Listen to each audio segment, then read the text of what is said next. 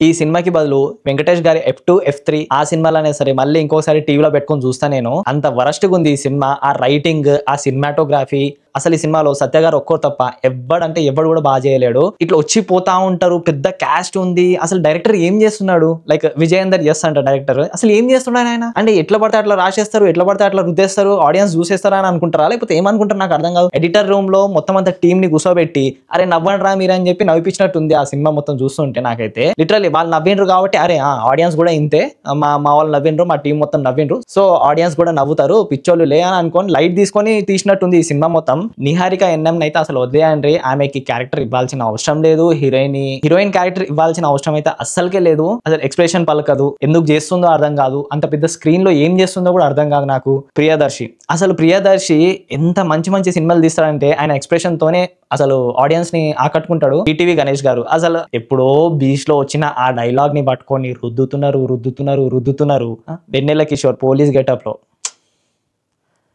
రాగ్ మయూర్, ప్రసాద్ బెహ్రా, విష్ణువాయ్ ఏం చేస్తున్నారు వీళ్ళు అసలు ఆ సినిమాలో? అంటే ఆ నలుగురు ఉంటే జనాలు చూసేస్తారు, నవ్వేస్తారు, ఫుల్ కామెడీ ఎంటర్టైన్మెంట్ అయిపోతుంది. బ్రెయిన్ ఆఫ్ చేసి జస్ట్ ఏందంటే వీకెండ్ కి బ్రెయిన్ ఆఫ్ చేసుకొని పోయేటోళ్ళు ఉంటారు కొంతమంది సినిమాకి, వాళ్ళ కోసం ఈ సినిమా అట్లున్నది. సినిమా అంత చెత్తగా ఉంటుంది సినిమా. నాకు స్టోరీ కూడా చెప్పాలనిపిస్తలేదు, ఎందుకంటే స్టోరీలు ఏం లేదు. 229 రూపాయలు బొక్క అనిపించింది చూస్తున్నంతసేపు. ఫస్ట్ హాఫ్ ఒక 10-15 మినిట్స్ దాకా ఓకే నడుస్తుంది ఓకే అని అనుకున్నా.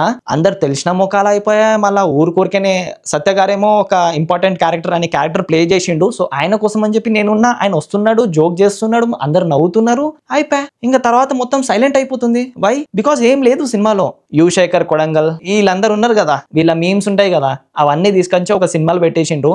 మనం రోజు మీమ్స్ ఇన్స్టాగ్రామ్ లో చూడట్లేమా? థియేటర్కి వెళ్ళి మరి చూడాలా మీమ్స్ మనము? ఈ సినిమాలో నచ్చిన ఒకటే ఒక అంశం ఏదైనా ఉందంటే మ్యూజిక్ డైరెక్టర్ ఆర్ఆర్ ధ్రువ మస్తు కొట్టిండు.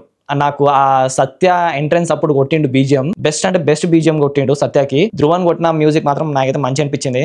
అదొక్కటి తప్ప ఇంకేం లేదు సినిమాలో. అందరినీ వేస్ట్ చేసుకున్నారు. అంత పెద్ద క్యాస్ట్ ఉంది, అంత పెద్ద క్రూ ఉంది, వాళ్ళతో పాటు ప్రొడ్యూసర్స్ ఇంత మంచి హెల్ప్ చేసిండ్రు అందరినీ తీసుకురావడానికి. బట్ ఈవెందో ఏం చేయలేకపోయినావు. ఎందుకు తీసినావు ఈ సినిమా?